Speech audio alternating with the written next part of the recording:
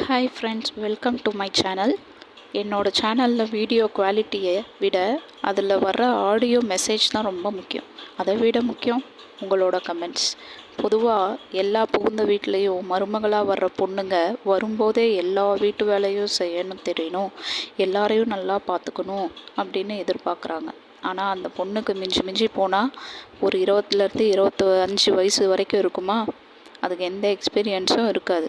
ஒரு ஆஃபீஸில் எப்படி ஒரு ஃப்ரெஷராக போனால் ட்ரைனிங் கொடுப்பாங்களோ அந்த ட்ரைனிங் கூட கொடுக்கறதில்ல. அதுக்குள்ளாரையே எல்லாத்தையும் எதிர்பார்க்குறாங்க. அந்த பொண்ணு போக போக தான் தன்னோட ஃபேமிலியை நல்லா பொறுப்பாக பார்த்துக்க ஆரம்பிக்கும்.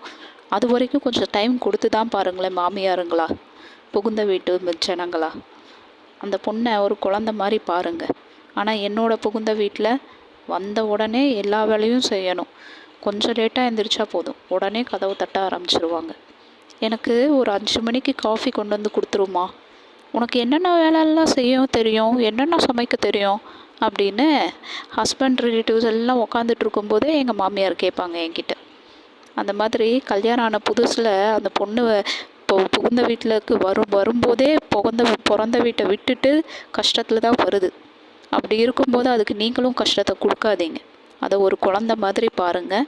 அதுக்கு கொஞ்சம் டைம் கொடுங்க, அதை கொஞ்சம் ஃப்ரீயாக விடுங்க. இதை பற்றி நீங்கள் என்ன நினைக்கிறீங்க ஃப்ரெண்ட்ஸ்?